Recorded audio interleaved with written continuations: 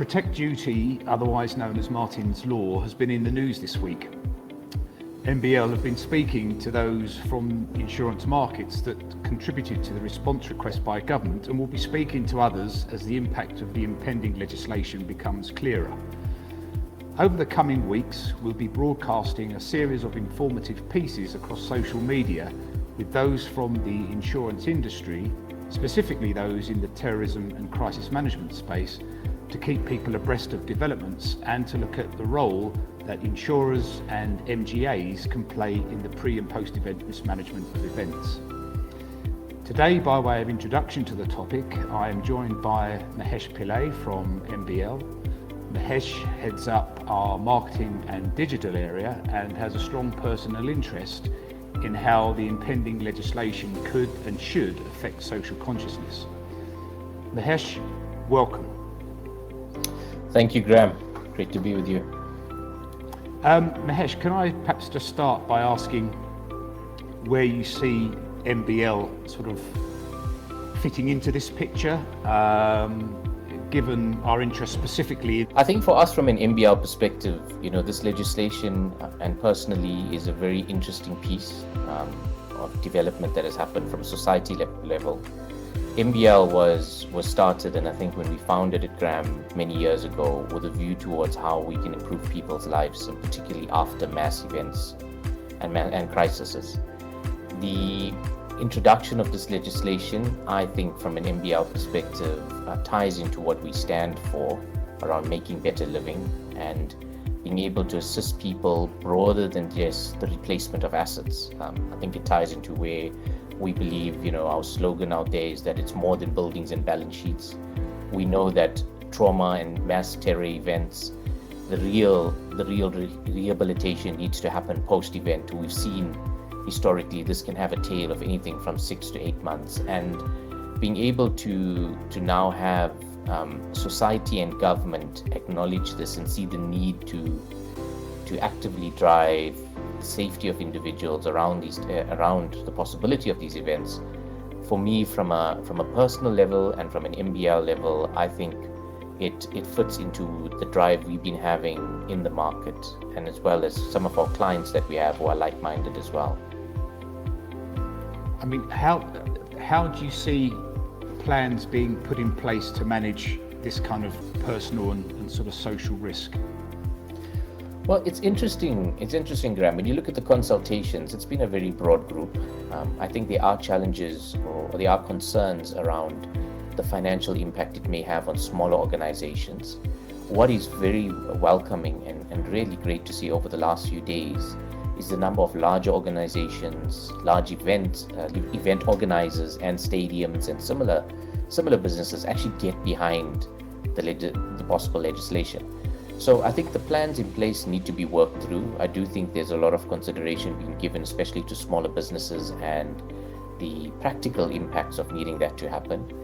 For me, the key theme I think that's come out of this is that it's positive. I think society is at a point where we're starting to care more about people. I think our COVID pandemic has added to that, and it's very supportive. So I think the legislation would need to take into account cost implications for businesses to implement it, and sort of practical implications, such as you still would want specialized emergency and security response companies being involved, but you need to increase the level of knowledge within people in your organization if you are in domains that are in the public space.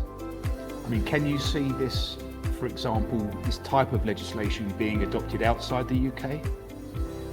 I think definitely. I personally feel that the UK government has made such a strong positive stand for society as a whole.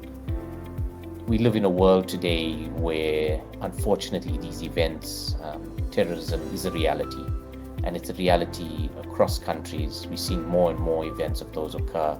We've even seen events occur during times of a pandemic. So I think, unfortunately, we live in a changed world. I think this is a positive acknowledgement and step by the UK government, which would be adopted. I would really love to see this being rolled out more, and I personally believe that we will see high adoption rates with other countries looking at similar types of legislation. Yeah, that makes perfect sense.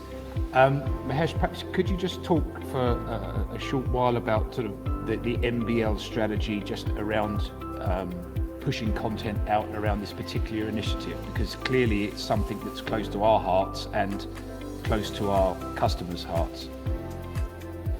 Yeah, definitely. So Graham, what has been, you would know, at the forefront of it. I think we play in a particular space where we have like-minded people engaged with us, and particularly clients as well. We've seen quite a lot of response coming back from clients, potential clients, partners associated in our value chain, asking us about our view on duty to protect, or protect duty, then out, on our view for protect duty.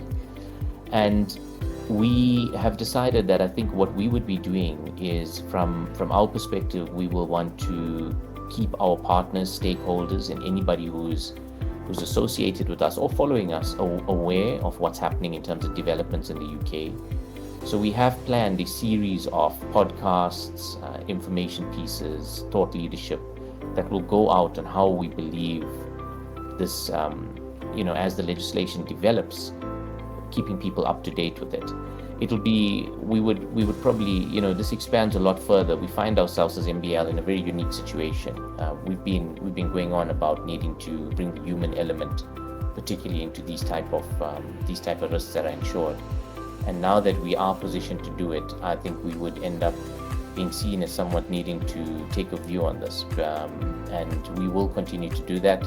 Our media agency has got quite a bit planned up over the next few weeks, and I think we have some interesting guests, interesting industry leaders also sharing thoughts with us on the topic. Yeah, and I think just from a broader perspective, from my point of view anyway, we will, as you say, be inviting people to come and join the conversation with us. But as a general invitation, if there's anybody that's looking at this piece now that would like to join us, please by all means get in contact with us, and we'd be welcome to join us on the channel. So we look forward to that. Absolutely, Graham. And if I can add to that, I think for us, we are looking to expand our engagement and our discussions broader than just the insurance industry. So we're quite interested as well in being in a space that has to do with sort of rehabilitation of people. We'd be very welcome to survivors from the event, family members who've actually been or have been touched by this type of an event, and even people as a whole who believe that this law, the value it can add for society, to engage with us, because we are interested. I mean, at the moment we are busy trying to get a hold of people more in civil society. So I think the net is a lot broader in terms of people we'd like to engage with as well.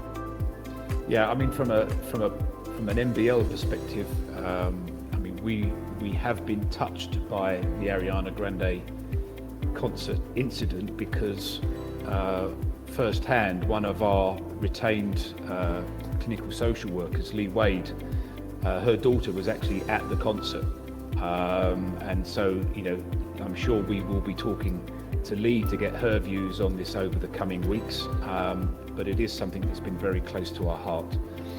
Mahesh, I'd like to thank you very much indeed just for your time this morning, and look forward to welcoming you back, I'm sure, for some viewpoints during the course of the Protect Duty series.